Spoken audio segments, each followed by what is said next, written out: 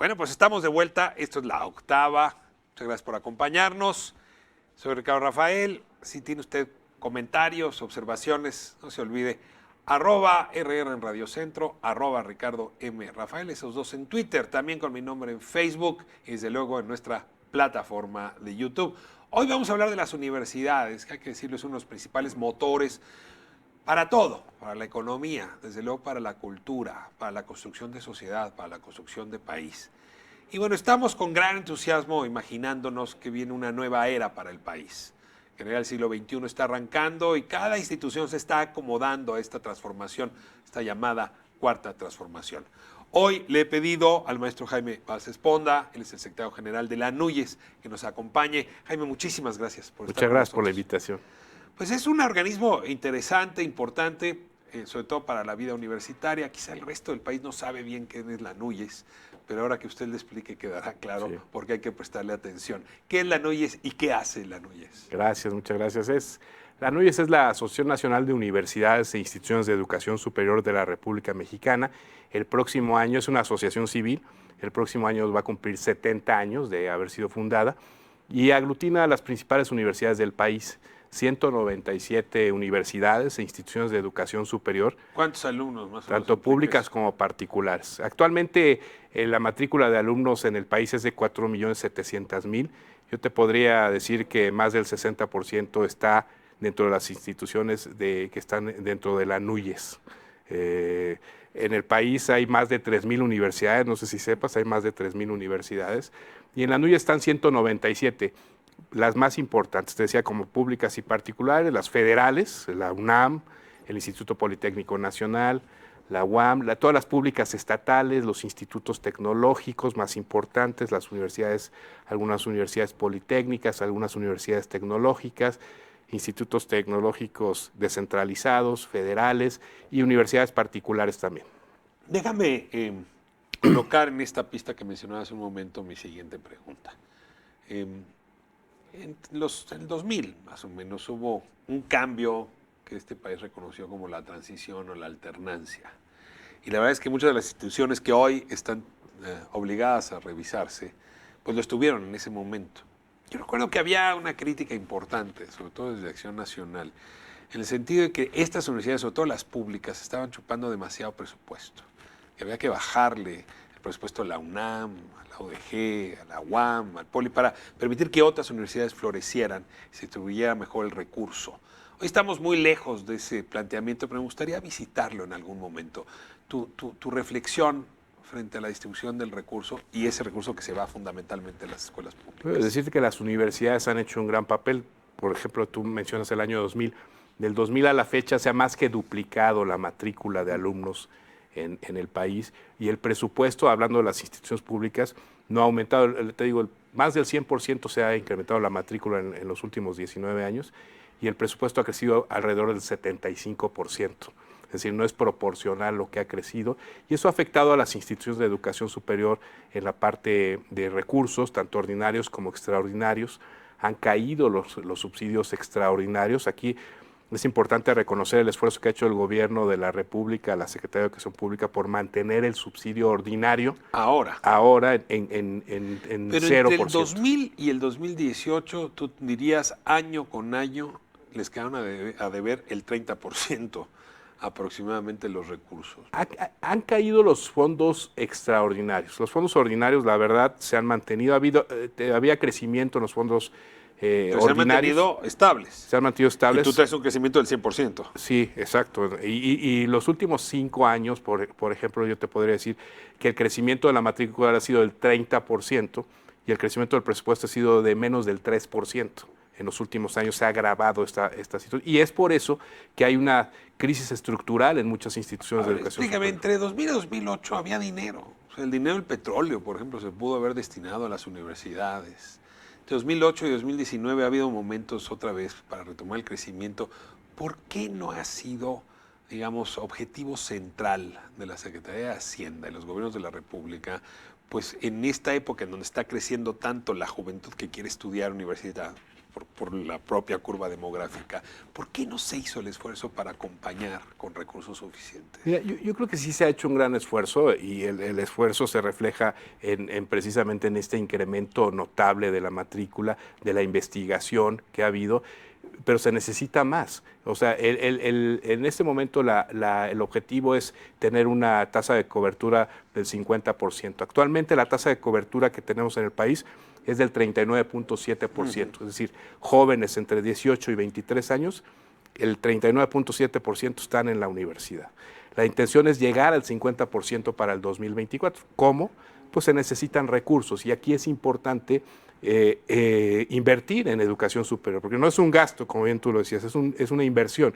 Y lo vemos en otros países del mundo. Los países que han invertido en temas de educación superior de calidad, que sea pertinente para las diferentes regiones del país, pues son los países que están avanzando. Y esa es la intención. Y vivimos en un gran Yo te momento. estoy preguntando por el 2000-2018 y tú me estás contestando del 2018 al 2019. Pero te vuelvo a insistir, ¿se pensó que no era necesario invertir tanto en la universidad? Pues mira, se ha invertido, ha habido decrecimiento en la inversión, sobre todo en los últimos años, pues por los problemas financieros que ha tenido propiamente el país, pero sí decirte que ha habido un compromiso de por lo menos en la parte de subsidios ordinarios, que hay que distinguir, subsidios ordinarios y subsidios extraordinarios. Los ordinarios es con lo que viven las universidades en el día a día, Pagan sus para sueldos. pagar los sueldos, para pagar la operación de la institución.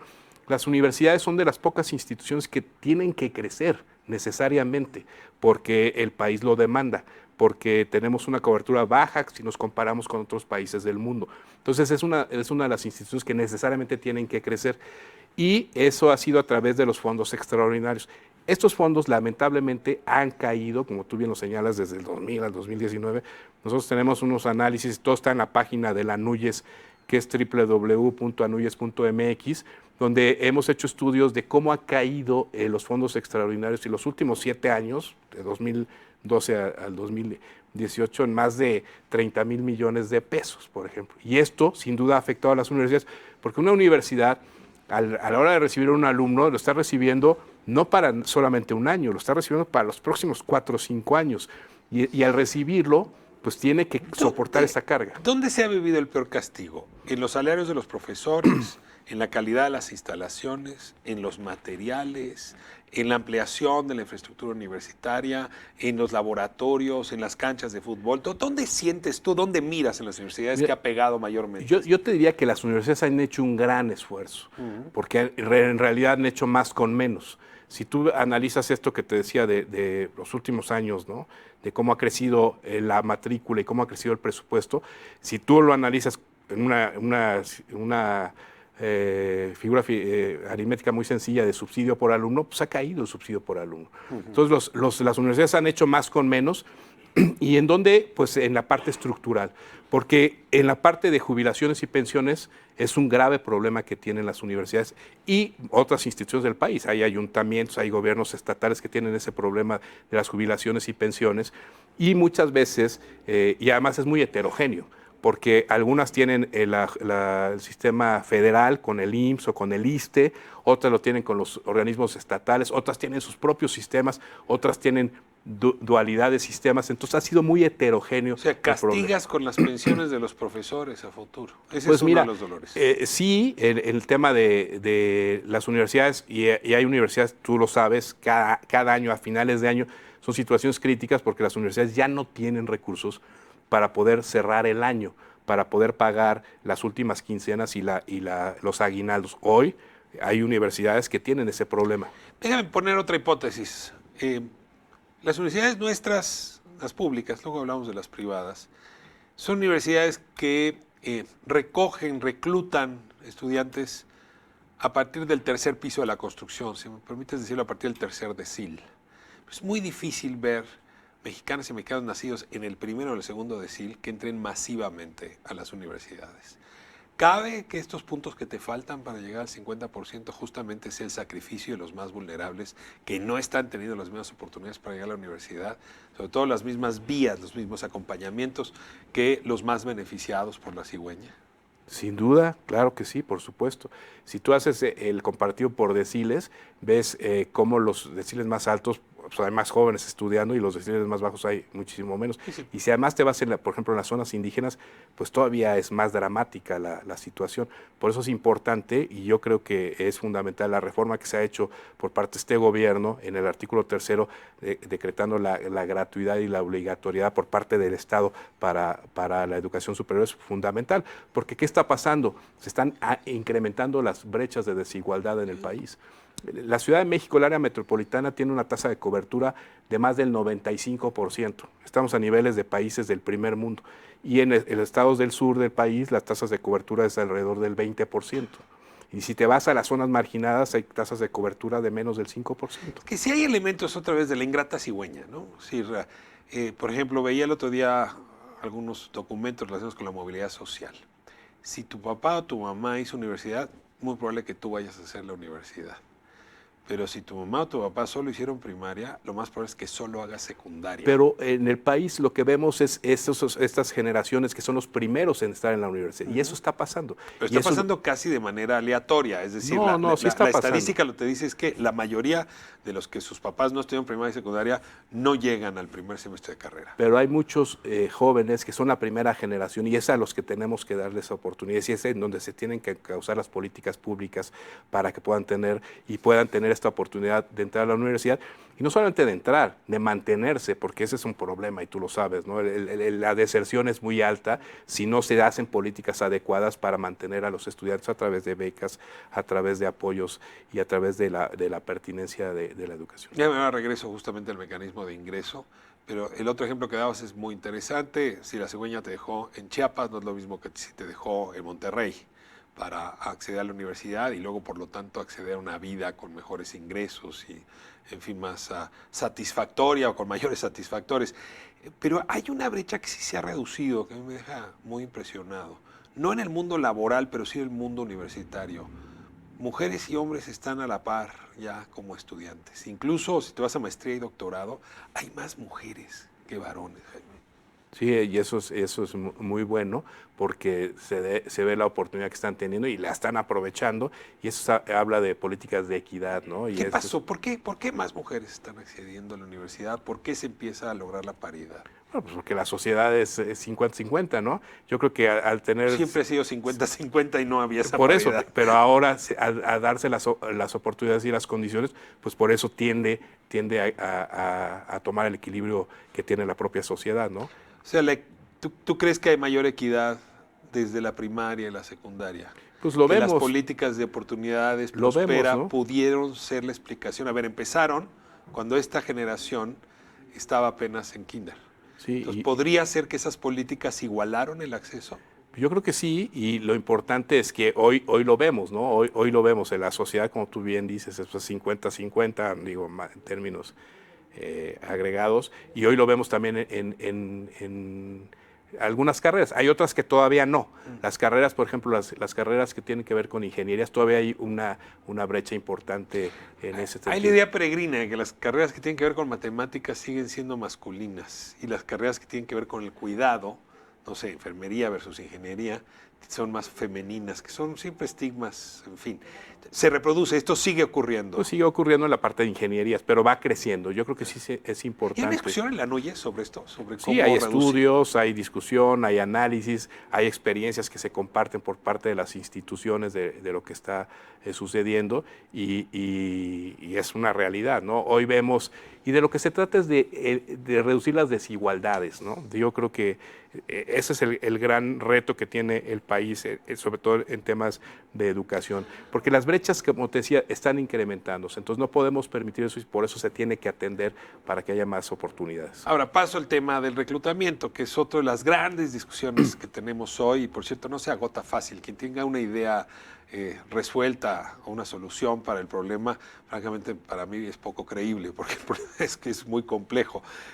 Son muchas soluciones quizá las que se requerirían, pero en efecto, si tú naciste niña Mazahua, ¿no? O naciste niña Rarámuri, es muy difícil suponer que vas a tener una formación en primaria, secundaria, que te permita luego entrar a una preparatoria pública y que luego te permita el acceso directo a la universidad.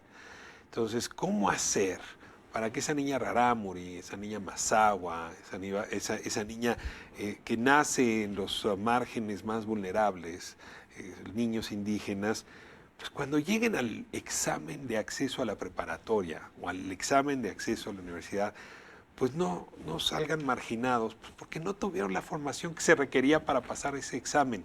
Es decir, cómo hacer que el examen no sea la única forma de entrar a la universidad o cómo resolver el problema que implica el examen como barrera.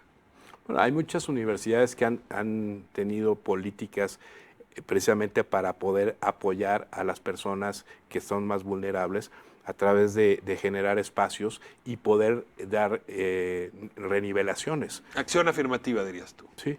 A ver, dame ejemplos. ¿Qué universidades tienen acción afirmativa y permiten cursos extraordinarios para renivelar? La Universidad Veracruzana, yo te podría decir que tienen esa práctica de poder apoyar a ciertos grupos y generar espacios para ellos y darles una renivelación. Por ejemplo, está pasando. Ahora, no es una política nacional. O sea, cuando uno habla de acciones afirmativas en otros países, pues, acción afirmativa para afrodescendientes en Estados Unidos es una política casi general. Hoy tiene mucho rechazo, pero por las partes más conservadoras, pero que funcionó justamente. Pero fíjate, tenemos hoy una gran oportunidad. Con la reforma constitucional al artículo 3 de este año, del 15 de mayo, en los transitorios marca la obligación para que el próximo año, el 2020, haya la nueva Ley General de Educación Superior y la nueva Ley General de Ciencia, Tecnología e Innovación. Actualmente tenemos una ley en temas de educación superior que se llama la Ley de Coordinación para la Educación Superior, que data de 1978. Viene una nueva ley, podrían entrar cambios. Viene una nueva ley y se está trabajando. Actualmente la Secretaría de Educación Pública, en coordinación con los gobiernos estatales, están haciendo foros, y nosotros ya lo hicimos también en la NUYES, se están haciendo foros precisamente de consulta para esta nueva ley. Y eso es una de las propuestas que nosotros hemos hecho desde la NUYES desde hace algún tiempo y que hemos trabajado. De hecho, tenemos ya un anteproyecto de Ley General de Educación Superior que dé estas condiciones y que, si me dices una palabra que la resumas, yo te diría flexibilidad, para poder tener este tipo de cuestiones, de poder atender a grupos vulnerables con políticas reales. Este es un tema fascinante. ¿Cómo le haces para no tener universidades que troquelan individuos idénticos cuando en la sociedad no somos idénticos? Déjame irme a corte y regresamos para seguir hablando de este asunto y la autonomía universitaria, que es otra cosa que está justamente hoy como tema de discusión. No se vaya, continuamos. Esto es La Octava. Soy Ricardo Rafael y le doy la buena tarde por estar con nosotros, muy agradecido.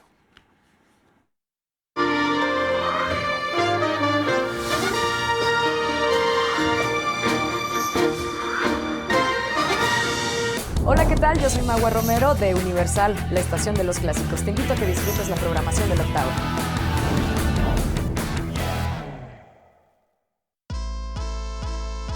Ahora sí, ya llegó La Octava.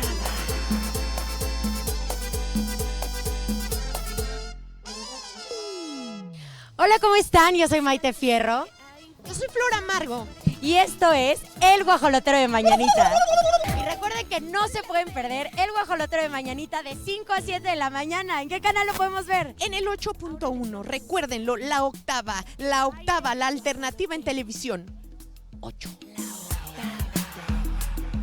Ya, llegamos, por favor. Los cité aquí. No se desesperen, por favor. ¿Pero dónde está, gatito? Ya es bien tarde. El lugar es el indicado. Bueno, esta pirotecnia mandé echar justamente para este gran lanzamiento. ¿Pero a qué hora lo citaste? Ya queremos ir rápidamente. No sean desesperados. Valdrá la pena la espera, Alex, te lo prometo. Nos la vamos a pasar muy bien arriba del antrobús. ¡Todo eso por La Octava! En el 8.1 estos son... ¡Entrevistas sobre ruedas! Hola, ¿qué tal? Yo soy el Tigre Toño Molina. ¿Y qué crees? Voy a ser el conductor de un programa muy a tu estilo que se llama Play 8. En este programa podrás encontrar la lista de popularidad en México, pero ¿sabes qué? De una manera muy divertida. No lo traten mal. No. A mí me me contrataron solamente para presentar, no para bailar ni nada de que tuvo, no. También tenemos un top 3 que nos llega directamente de los Estados Unidos. Bienvenidos a la lista de popularidad de los Estados Unidos aquí en el Play 8 y tengo que hablar en inglés para que todos entiendan Estados Unidos. Así que tercer lugar, aquí las tenemos ni más ni menos que la arrolladora Banda de Limón con Cedí, lugar número 3. Cedí, porque la vida es una... Podrás divertirte con el Gillo de la Calle en lo que no sabías de... Damas y caballeros, bienvenidos a esta sección que se llama Lo que no sabías de... Soy el Gillo de la Calle, nacido un 15 de marzo, igual que el artista del que les vamos a platicar el día de hoy, se llama Carlos Rivera. Hoy, aplausos para este hombre que escogió un día enorme, fenomenal, porque ese día nacieron todas las flores. Luis Olivares, el Chicles, nos tiene datos curiosos donde tendrás que descubrir si son verdad o son mentira. ¿Será verdad o será mentira que el talentosísimo Marco Antonio Solís, allá en su infancia, bueno, pues cambiaba llantas en una vulcanizadora y también era repartidor en una farmacia? Bueno, pues esto es sorpresa para muchos porque es completamente... ¡cierto, señoras y señores! Sí es cierto. Sí es cierto, no lo pueden negar. Miren, sí es cierto que el señor Marco Antonio Solís cambiaba llantas. Y no puede faltar la información que informa con lo más sobresaliente de la semana. El Vaticano lanza un rosario inteligente que se conecta con el móvil al hacer la señal de la cruz. Maravilloso, ¿verdad? Y por último, ¿te imaginas a los famosos contando chistes? Claro, en el Chisteando Ando de Play 8, todo es posible. ¿Qué tal, amigos? Yo soy Dalia Sosa y su ritmo colombiano. Y hoy toca chiste. ¿Qué hace un puntito verde en la esquina de una cocina? ¿Qué? Pues es un chícharo castigado. Te espero semana a semana en Play 8 por La Octava a través del 8.1. ¡Ey, no te lo pierdas! Soy Fer Quintana de Joya 93.7 y estás viendo La Octava.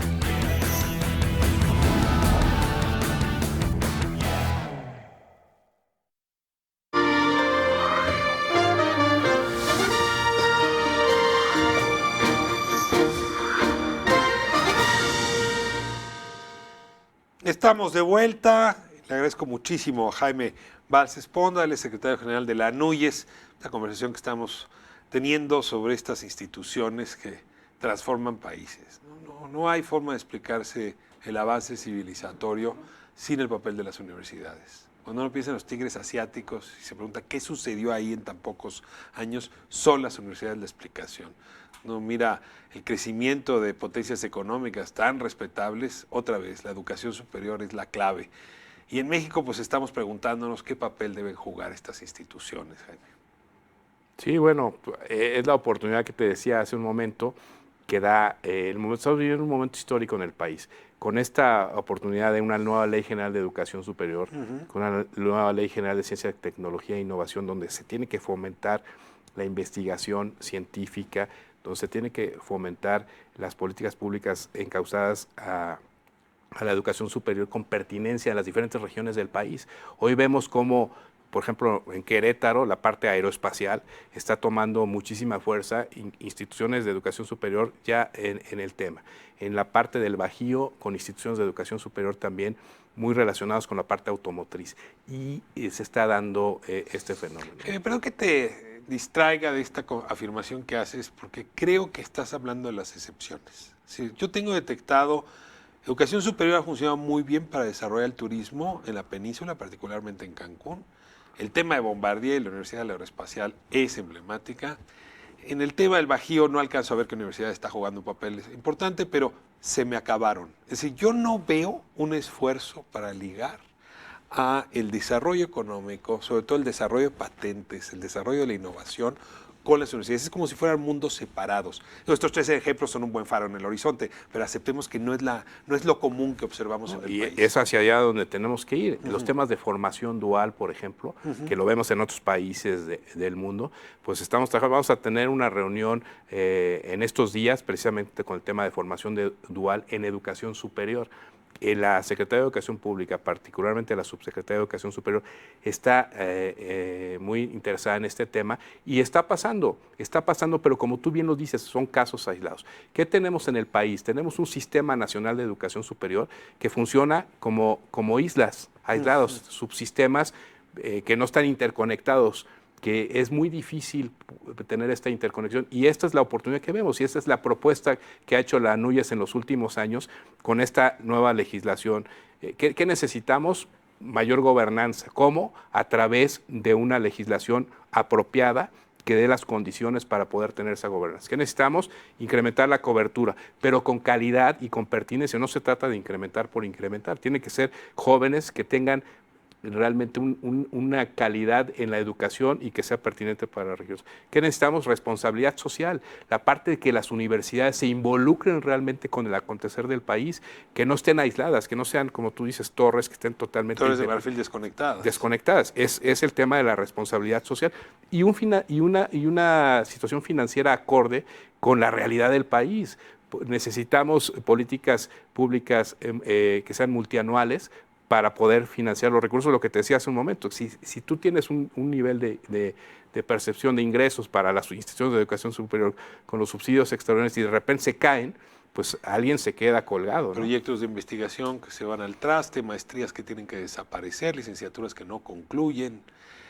Las universidades Benito Juárez, que es la propuesta del actual gobierno justamente para complementar ahí donde ustedes no están llegando. ¿Cuál es tu opinión? ¿Realmente son universidades? Bueno, o más bien son escuelas pequeñas. ¿Qué son? Es un sistema sistema universitario.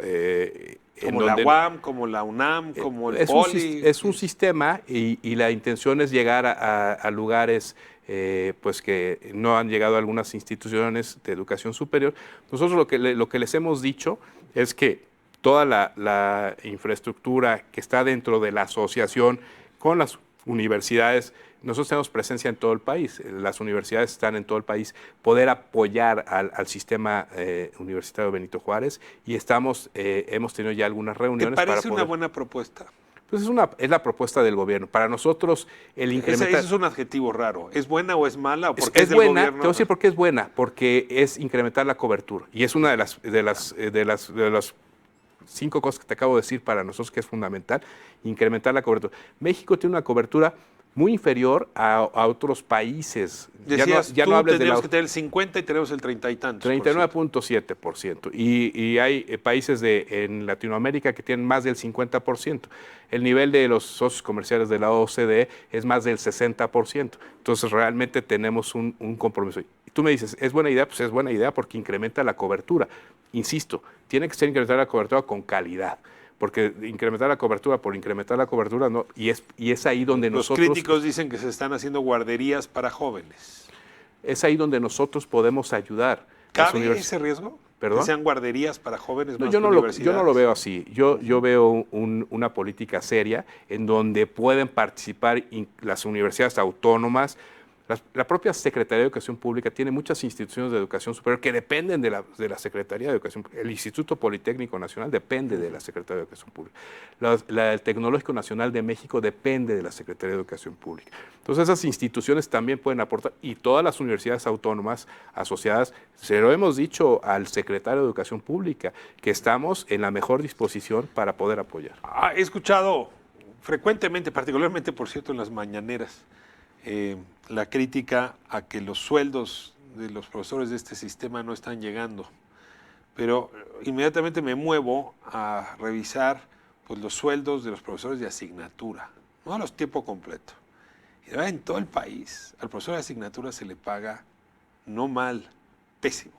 Es decir, literalmente la buena parte de los profesores que hay en asignatura, en las universidades públicas, y yo diría también privadas, es por amor al arte. Porque no hemos pensado que ese es un trabajo pues, que requiere elaborar exámenes, revisarlos, preparar la clase. Es decir, y eso hace que solamente pues, los profesores que tienen dinero y que tienen otras profesiones, otras maneras de tener ingreso, son los que van a la universidad a dar clases. Ahí hay un tema pendiente. Sí, por supuesto. Y nosotros en la NUYES hicimos un estudio. Yo te podría decir que más del 55% de los maestros son de asignatura en el sistema. ¿Cuál es el salario promedio por clase? ¿50 pesos la hora, más pues, o menos? Digo, no tengo el dato en este momento y no me gustaría decirte, pero pues... ¿Sobre 50 pesos la hora? Y es la mayoría de los maestros son de asignatura y son maestros que no tienen las prestaciones que sí tienen los de tiempo completo, ¿no? Y sobre todo la seguridad en el trabajo. Entonces sí, es un tema y nosotros tenemos un estudio al respecto. No te digo que más del 50-55% son maestros de asignatura. Jaime, la ley de adquisiciones en este país permite, porque no sé si ya se ha cambiado, pero creo que en esto todavía no. Permite que si yo quiero dependencia, no sé, la Secretaría digamos, Desarrollo Urbano, Desarrollo Social o la de Comunicaciones, quiero no licitar un proyecto, lo que hago se lo entrego a otra entidad pública. Y bueno, pues las universidades son entidades públicas. Entonces, ha sido muy común que para no licitar, hay varios casos con la Universidad del Estado de México, hay varios casos en la de Veracruz, en la de Morelos, bastante escandalosos, donde le entregaba el dinero a la universidad, pero ya diciéndole a quién le tenían a su vez, a qué compañía le tenían que entregar el contrato. Y fue una forma de darle vuelta. La estafa maestra y otros casos involucrar a las universidades. Yo te pregunto, la ANUYES hoy, ¿cómo encajan este hecho de corrupción? ¿Cómo enfrentarlo? ¿Cómo erradicarlo de la vida universitaria? Bueno, empecemos porque la ley está vigente. O sea, todavía yo si quiero darle la vuelta a una licitación puedo echarle un grito a una universidad. Es que yo creo que ahí es mala la interpretación, porque para empezar es una ley y la ley está vigente. Y yo te diría que esa ley, que es el artículo 1 de la ley, da esta posibilidad que ha apoyado a muchas instituciones de educación superior para hacer temas de investigación, para hacer trabajos que se requieren ante la sociedad, para trabajar de manera correcta. O sea, no está mal, ¿no? Que llevan una ventaja porque no tienen que concursar. Pero hay ciertos candados que pone la propia ley. Y no puedes reasignar hasta el 49%, por ejemplo, ¿no? Y esto, lo que ha pasado, como tú bien dices, es que se le ha dado la vuelta a la ley. Pero la ley no está mal. La ley ha funcionado bien y hay instituciones serias de ¿Tú prestigio. dejarías la ley de adquisiciones como está? Eso no que las universidades tengan acción afirmativa. Eso no me toca a mí. Pero desde la ANUYES, ¿qué dirías? Yo te digo que la ley funciona y ha funcionado bien porque una de las funciones, y tú conoces universidades en otras partes del mundo, es generar recursos propios. ¿Cómo generas recursos propios? A través de venta de servicios, a través de asesorías. Esa es la manera, y nosotros tenemos que fomentar que las instituciones tengan más recursos propios para poder crecer y así pues, las universidades en otras partes del mundo, tú lo sabes. ¿Qué pasó? O sea, porque a ver, yo te entiendo, pero podrían concursar las universidades igual que cualquier otra consultora. Y de esa manera, pues también ganan, tienen mayor ventaja por los conocimientos de los integrantes. Pero, ¿cómo hacer para que no vuelva a desviarse dinero vía las universidades? Pero, para empezar, yo también, y es algo que tú me dices, ¿cuál es la posición de la ANUYES? La ANUYES lo ha dicho muy claro, lo hemos dicho. Si hay quien ha cometido delitos, pues que se actúe conforme a la ley, con las personas que cometieron los delitos. Porque las instituciones no cometen delitos. No fue la institución la que cometió el delito. No puedes castigar a una institución y menos a los alumnos de esa institución por algo que hicieron personas identificadas que tienen nombre y apellido. Que se deslinden responsabilidades, que se actúe conforme a derecho y que quien haya cometido delitos, pues que cumpla con la ley. Ahora, no es redituable mediáticamente. O sea, Rosario Robles y la estafa maestra es una gran nota para este noticiario, pero no es gran nota decir que detuviste al director de adquisiciones de la UAM. ¿Cómo hacer para que en efecto baje hasta allá? Bueno, la rendición de cuentas. Es a través de la transparencia, de la rendición de cuentas. Tú decías, la autonomía. Bueno, la autonomía es una responsabilidad. La autonomía es una responsabilidad que da la propia Constitución en el artículo 3, la fracción 7, de que las instituciones que gozan de esa autonomía institucional, pues puedan hacer las cosas con libertad de cátedra, con libertad de autogobierno, con libertad de autonormarse y de autodirigirse. Pero si es dinero federal o es dinero del contribuyente, la Auditoría Superior de la Federación entra. Por supuesto. Y ahí he hecho comentarios distintos, porque no podemos generalizar todas las universidades. ¿Cómo va la relación con la Auditoría Superior de la Federación? Los recursos se tienen que manejar, y esa es la posición también de la ANUYES, y lo hemos dicho, y de las instituciones asociadas a la ANUYES también, con transparencia, con rendición de cuentas, y por supuesto que se auditan. Y cada año las universidades entregan sus recursos financieros auditados a la Cámara de Diputados, a la Comisión de Vigilancia del Auditorio Superior de la Federación y de la Comisión de Educación de la Cámara de Diputados. Es a través de rendición de cuentas, de transparencia, como se tiene que ejercer los recursos. E insisto, quien haya actuado mal, pues que se sancione conforme a la ley. Ahora, viene justamente el tema de la autonomía, que se liga, y lo ligaste muy rápido hace un momento, me gustaría que lo explicaras mejor, con la libertad de cátedra. Es difícil que haya libertad de cátedra cuando la universidad no tiene autonomía para gestionarse. Son dos valores que van de la mano. ¿Me ayudas con eso? Pues sí, yo creo que es una garantía institucional, ¿no? Y lo dice la propia Suprema Corte de Justicia de la Nación, al respetar la autonomía de las universidades, entendida como esa posibilidad de autogobernarse, de autonormarse y de tener libertad de cátedra. Una universidad puede, a través de cumplir con la ley, pues hablar de lo que requiera y de las materias a los alumnos, siempre y cuando pues, se cumpla con la normatividad de la universidad, pero no hay intromisión de externos en la política interna del gobernador. En la vida real, de las universidades, perdón. En la vida real, los gobernadores sí tienen cierta predilección a intervenir en la vida universitaria. Hay rectores que hacen su carrera política para llegar a ser gobernadores desde las universidades públicas. Te puedo contar varias entidades. Colima, donde viene mi familia, es típicamente el modelo, pero no es la única. Y en ese sentido sí es luego muy difícil separar el poder político del poder que genera un presupuesto tan grande en la universidad. Y bueno, desde esa lógica es difícil que en esta época donde la autonomía está siendo cuestionada, porque se antoja como pretexto para la insularidad, para el feudalismo, pues no tengamos que revisar qué queremos decir con autonomía, hasta dónde llega la autonomía. Y ahí te rogaría que nos compartieras la visión de la Núñez. Nosotros estamos totalmente a favor de la autonomía. Insisto, como una responsabilidad que tienen las propias instituciones para poder ejercerla en la definición de las políticas que determina el Consejo Universitario, que es el máximo órgano de gobierno de una universidad, ¿no? ¿Y cómo funcionan las universidades? El Consejo Universitario, por una universidad típica, determina quiénes son los integrantes de la Junta de Gobierno, y los integrantes de la Junta de Gobierno determinan quién es el rector, por ejemplo, o los directores de las facultades. Y así es como funciona, con pesos y contrapesos al interior de la universidad. Entonces, ¿qué tiene que hacer? Que funcionar bien, a través de transparencia y a través de rendición de cuentas, como lo marca la ley orgánica de la propia universidad. Lo que tú dices que puede pasar, pues puede pasar en cualquier lado, puede pasar en las universidades. ¿De qué depende que no pase?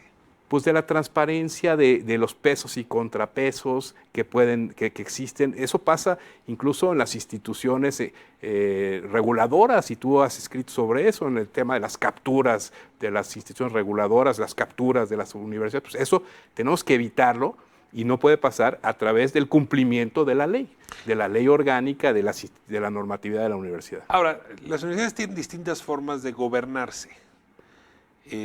Hay formas de gobernarse que garantizan mejor la autonomía que otras. Hay quien dice que una buena fórmula sería que toda la comunidad universitaria, por ejemplo, eligiera a sus autoridades, los alumnos incluidos. Otros dicen, oigan, pero estos son muchachos que pasan solamente 4 años por aquí, ¿deberían realmente elegir o no? A ver, yo te pregunto, estas formas de gobierno, ¿cuáles son las mejores? Pues ahí yo me apego a la autonomía. Pues cada universidad determinará, ejerciendo su autonomía, cuál es la que mejor le convenga. Pero te lo volteo, para que la autonomía se mantenga, ¿qué forma de gobierno es mejor?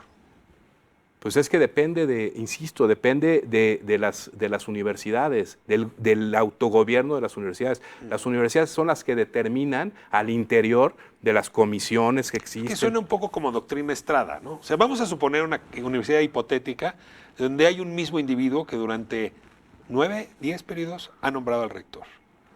Eso no existe en México, pero déjame ponerlo así. No podrías decir, oiga, respete esa forma de autonomía. Es una mala idea, sobre todo si son recursos públicos. Por supuesto, y pasa en los países, ni siquiera te vayas a las universidades, pasa en los países, ¿no? Como a través del respeto, insisto, a la legislación, a los pesos y contrapesos. ¿Por qué los rectores, y pasa en las universidades públicas, sobre todo, los rectores en las universidades públicas, por lo regular, pueden reelegirse una sola vez y dan espacio a la renovación de la rectoría. En las universidades particulares, ¿no? Las universidades particulares, tú sabes que hay rectores que llevan 20, son los dueños que los ponen ahí.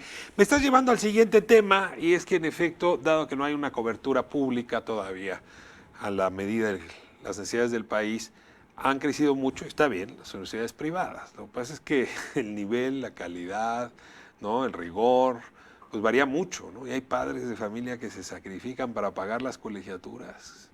Y sin embargo, la educación que reciben los hijos no les va a servir de nada. Y no ha habido manera de mantener vigilancia sobre ese tipo de universidades. Déjame irme a corte y hablamos de la universidad privada y cómo hacer que se incorpore este gran proyecto de transformación del que estamos hablando.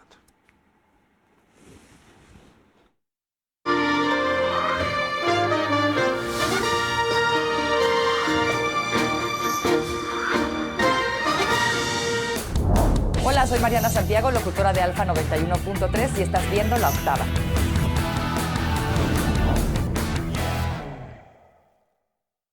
Oye, Cris, te tocan las quesadillas. Yo las pagué la vez anterior. Es que no traigo lana, todavía no es quincena. Pues sí, efectivamente, ya se acabó toda la lana. Oye, ¿y si invitamos a un famoso y le gorreamos las quesadillas? Pues de una vez, ¿no? Luego. Yo soy Alex Aguilar. Y yo soy Cristian Rodríguez. Y nosotros somos ¡Gorrones!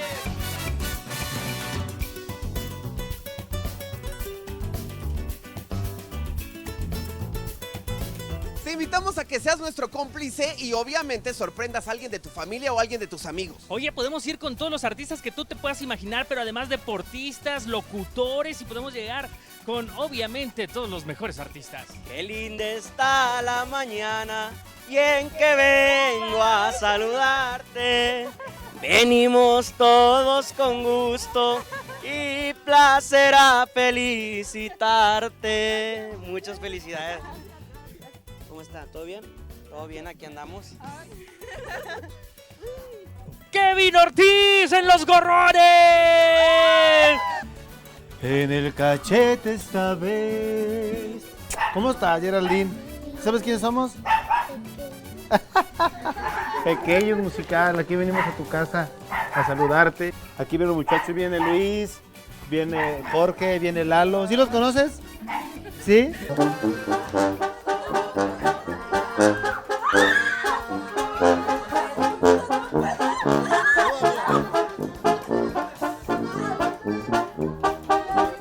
Invítanos hasta la cocina de tu casa porque te vamos a meter allá a los artistas a que cocinen contigo, a que se la pasen bien contigo y obviamente a que sorprendan a alguien de tu familia, ¿verdad, sí, a compartir los alimentos, a disfrutar la sobremesa, a lo mejor te van a cantar hasta el oído. No hay salsa, no, pero ya trae la salsa en chicharrón, ¿no? A ver, la técnica del agarrado, a ver, ¿es importante? Totalmente. Aquí. El dedito chiquito tiene que ir levantado, ¿no? Es la técnica, ¿no? Yo no lo levanto. Yo levanto, pero esta la boca. Y ahí está el preparado. Ay, miren nomás. Oye, aplauso a Techi que lo hizo sensacional. ¡Qué bárbara! Ay, se va a poner esto muy romántico, así que no se lo pierdan, obviamente, por La Octava. Claro, ahí los esperamos. Alex Aguilar y Cristian Rodríguez. Somos Gorrones.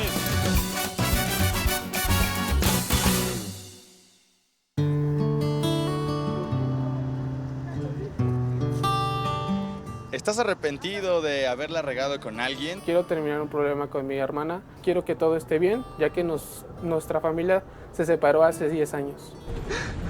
Reconciliaciones es el espacio perfecto para que esa persona regrese a tu lado y obtenga su perdón. Hoy te pregunto, ¿hay reconciliación con tu hermano Lalo o no hay reconciliación? ¿Lo perdonan o no lo perdonan? Enténdense aquí a través de las reconciliaciones de La Octava. La familia quedó completamente unida. Cada noche tenemos un encuentro con muchos aspectos de los artistas, con emociones, con alegrías, con sentimientos. Uy, a veces las mujeres somos doña Zoila, soy la que lava, la que canta, la que es mamá. Es un espacio íntimo en el cual podemos disfrutar a los artistas tal y como son. No muriera de amor. Así que te invito a que nos acompañes porque en las noches de Bohemia tenemos mucha magia y muchas cosas especiales que seguramente te van a encantar de nuestros artistas invitados.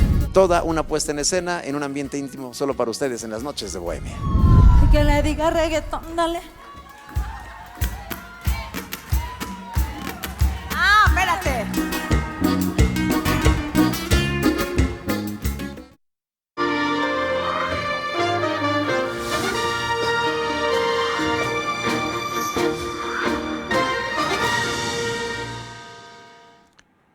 Esto es La Octava, soy Ricardo Rafael, le doy la bienvenida de nuevo a Jaime Valls, él es el secretario general de la NUYES, de esta asociación, la más importante de universidades públicas y privadas. Y bueno, estamos viendo qué papel juega este conjunto de instituciones, que es clave en casi todos los sentidos, ¿no? No hay ámbito, coordenada en la sociedad donde ustedes no pongan un pie, un dedo, una mirada, influyan.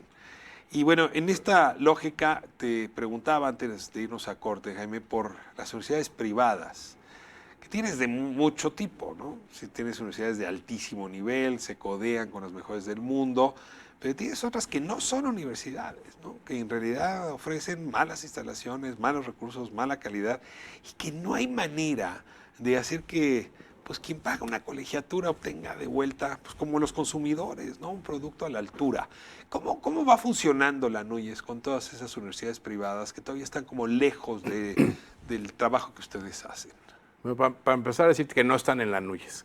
En la NUYES están solamente las universidades que tienen calidad, que han demostrado y que han seguido una serie de requisitos que tienen la NUYES. ¿Cómo se entra en la NUYES? Si eres una universidad privada, ¿cómo le das para entrar? Están los requisitos en la página, pero necesitas sobre todo demostrar niveles de calidad en los programas de estudio, que hayan sido valorados por los organismos que ven estos temas de acreditación de los programas de estudio, que pertenecen a COPAES, que pertenecen a las CIES principalmente, y así es como entran a la NUYES.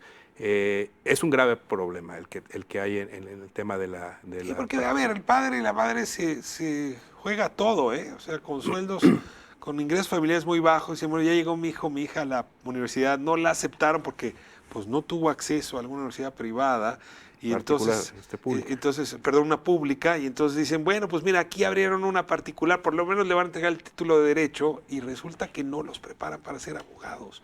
Sí hay una injusticia mayúscula. Molesta mucho el título de Universidades Patito, pero ciertamente sí son fraudes. Y no ha habido manera en que este país se haga cargo de esos padres de familia y de esa educación. Y ahora con esta oportunidad que vamos a tener el próximo año de una nueva ley general de educación superior, se puede empezar a remediar ese problema. ¿Qué se te ocurre? ¿Cómo? Nosotros desde la NUYES hemos propuesto y lo hemos hecho públicamente.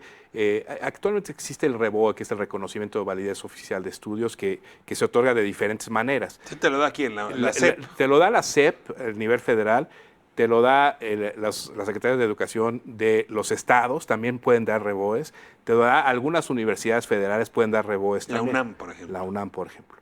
Y la UNAM es muy seria en eso. Y las universidades... Cuando dices incorporada a la UNAM, quiere decir que ya pasaste un estándar importante, incorporada a la SEP. Pero hay otros que no, y es como tú dices, que son de muy mala calidad y que realmente es un fraude, coincidimos contigo. Nosotros hemos propuesto, y está en el planteamiento de la NUYES, un reconocimiento institucional de validez oficial, un RIBOE, para las universidades que tú hablas de ellas, serias, que todos sabemos cuáles son y que tienen grandes niveles de calidad, que sea más fácil para ellos, porque un poco lo que te decía, que nosotros debemos buscar la ley que sea flexible por la rigidez que hay en muchas cosas.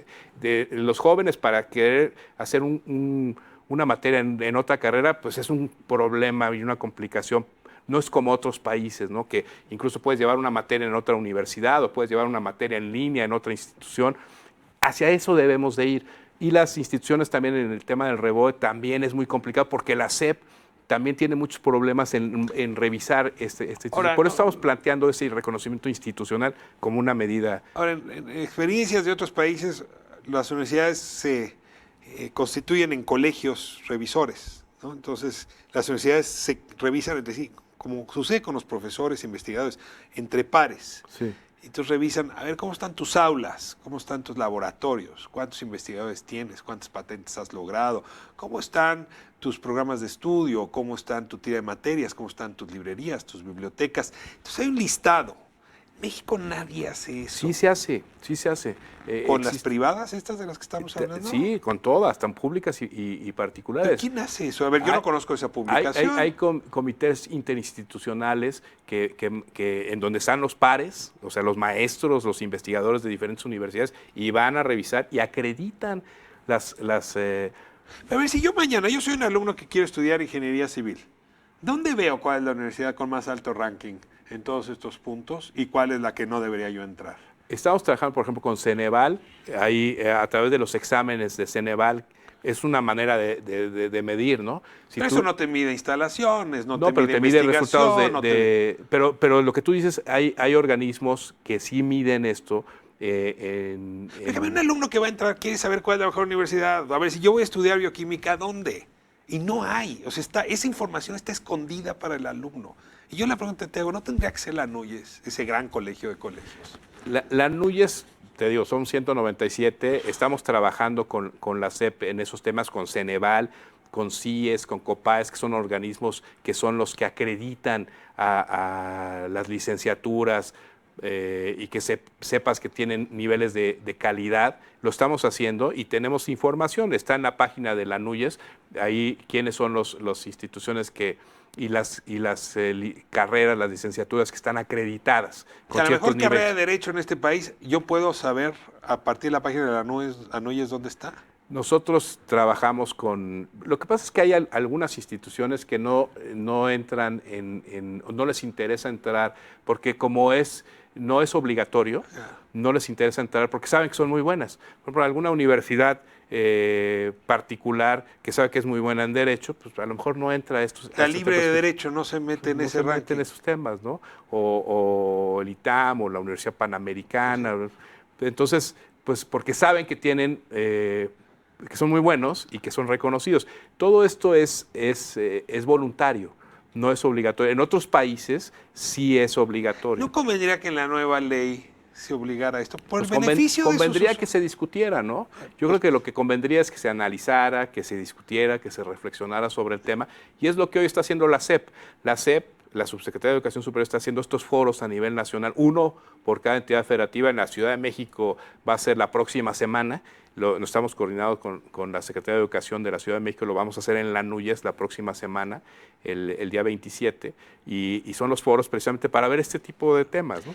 Me muevo al otro gran asunto, y es cómo vinculas la generación de conocimiento en las universidades, en los tecnológicos, y la economía, ¿no? Platicaba justamente la semana pasada con William Lee, que es el coordinador de Ciencias de la UNAM, pues el bajísimo número de patentes, de marcas que tenemos en el país. No funciona la universidad para apoyar la innovación industrial.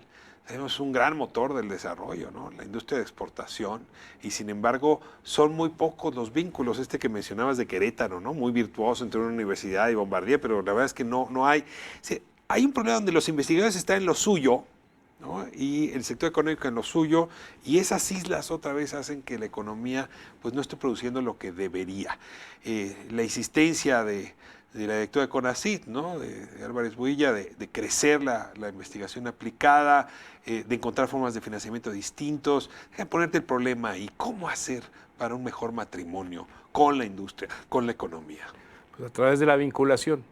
A través de la vinculación de los sectores productivos con las instituciones de educación superior, a través de las prácticas que se puedan dar, a través de lo que pasa en otros países. Al principio de la plática comentábamos el tema de formación dual. Formación dual es que los alumnos aprenden algo en el aula, pero van a las fábricas, van a la industria a hacer sus prácticas reales ahí y están trabajando en el día a día, en la práctica. Y es a través de la vinculación real como se tiene que avanzar. El sector industrial, el sector servicios, le está diciendo a la universidad lo que necesita. Es decir, necesito un ingeniero con tales características, necesito un técnico troquelador con tales características, necesito un mercadólogo con tales características. Es decir, ¿dónde se encuentra la necesidad de recursos humanos del sector económico con la escucha atenta de la universidad o de los tecnológicos para ofrecer esa formación? ¿En dónde se da esa cita? ¿En dónde se produce ese encuentro? A través de la vinculación. La NUYES acabamos de tener nuestra 5ª conferencia internacional y se trató sobre educación, fue en la Universidad Veracruzana hace un par de semanas, y se trató sobre educación 4.0, industria 4.0 y formación dual. Es a través de la vinculación. Pero se está dando, porque Se está yo te dando. entiendo cuando lo dices, pero la Se está verdad dando. aceptemos que eso se está dando muy poco y Se pobre. está dando muy poco y de manera aislada. Son casos aislados, casos exitosos, pero de manera aislada. Lo que necesitamos hacer es precisamente lo que te decía yo al principio. No hay un sistema nacional de educación superior. Funcionamos como islas, como subsistemas. Esta es la gran oportunidad con estas 2 nuevas leyes de generar un sistema a través de una gobernanza adecuada, de una ley general de educación superior que permita este tipo de situaciones y que fomente con la industria, con las cámaras empresariales, las necesidades particulares que tienen. Muchas veces, ¿qué es lo que oímos? Hay jóvenes que egresan y que no encuentran trabajo. Y vas a la industria y te dicen, es que yo necesito ingenieros y no encuentro ingenieros, ¿no? Es un poco lo que tú decías, el divorcio de la realidad. No están vinculados. Entonces, esta es la gran oportunidad de vincular. Nosotros estamos trabajando en ese tema. Te decía, Industria 4.0 es una realidad, lo que viene. Hemos estado aquí hablando de cómo el recurso público del contribuyente financia las universidades, pero algo que a mí me sorprende en México, otra vez en comparación con otros países, es que no veo a la industria, al sector privado, quizás alguna excepción, diciendo, a ver, para los próximos 10 años yo necesito personal con estas características. Aquí le invierto para que formen profesores, para que me traigan personal con estas características, para que licencien o vuelvan maestros con estas características. Es decir, no hay recurso privado invirtiéndose en las universidades públicas y privadas o privadas que permita resolver ese match. Y eso también puede ser porque pues, la gente piensa que eso lo pague el gobierno. Ese es dinero del contribuyente, ¿para qué lo meto yo? Dirían algunos empresarios. Pues tú mencionabas a CONACYT y tú sabes que la ley habla de que debemos tener por lo menos el 1% del PIB en ciencia y tecnología, inversión del 1%. No hemos llegado a ese 1%. Y la mayoría de la inversión, hoy creo que estamos alrededor del 0.6%. Y casi toda es pública. Y casi toda es pública. Entonces, ¿qué tenemos que hacer? Generar las condiciones para que la iniciativa privada también, como a través de legislaciones adecuadas, a través de una mejor gobernanza. Insisto, y esa es la oportunidad que se está dando en el Ahora, país. en otros países lo que ocurre es que los privados, pues lo que hacen es, en lugar de pagar impuestos, le entregan dinero a las universidades.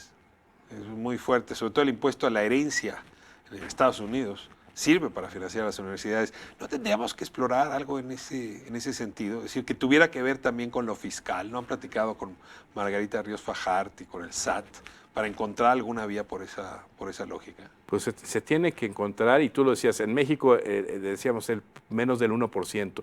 Si tú ves zonas de, por ejemplo, en la parte de Boston, en Estados Unidos, la inversión ahí es del 7% del PIB en ciencia y tecnología, ¿no? Entonces, pues, ¿qué pasa?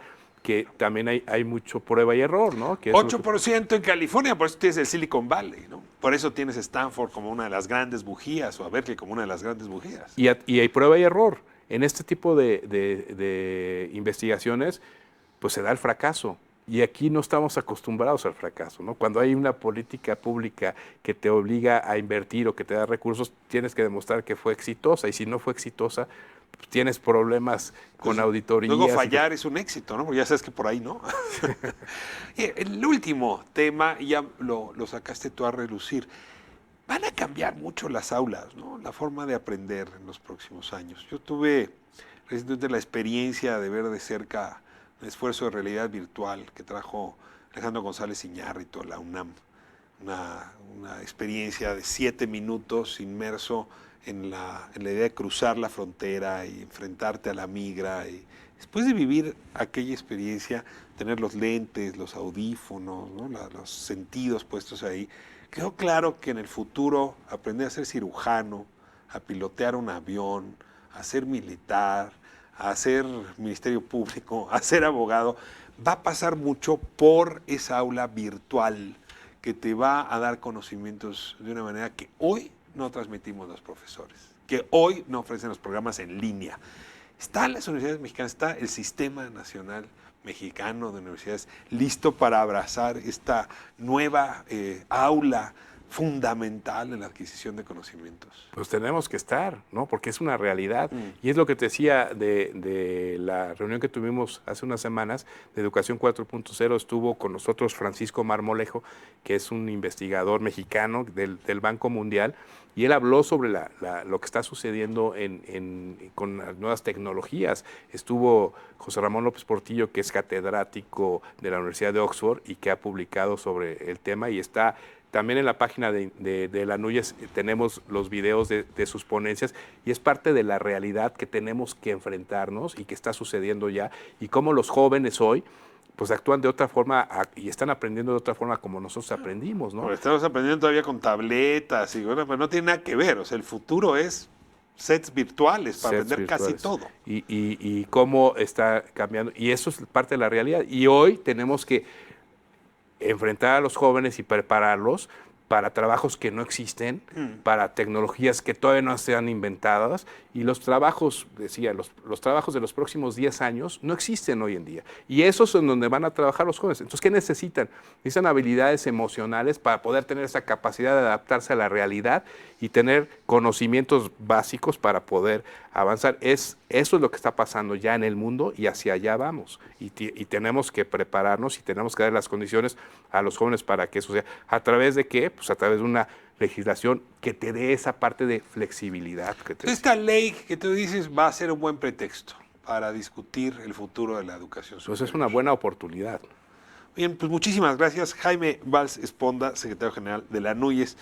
Gracias por dejarte exprimir de esta manera. Yo sé que hay muchas preguntas en este renglón de nuestras preocupaciones. Te agradezco que hayas abordado.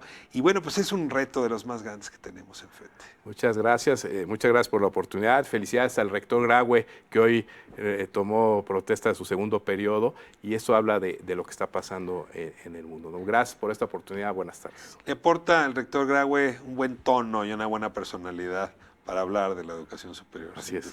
Muchísimas gracias, Jaime. Muchas gracias. Vamos a corte. Regresamos en un momento. Estaremos de vuelta hablando de las conmemoraciones el día de mañana relativas a la revolución. Estará Guadalupe Losada, directora general del Patrimonio Histórico, Artístico y Cultural de la Ciudad de México.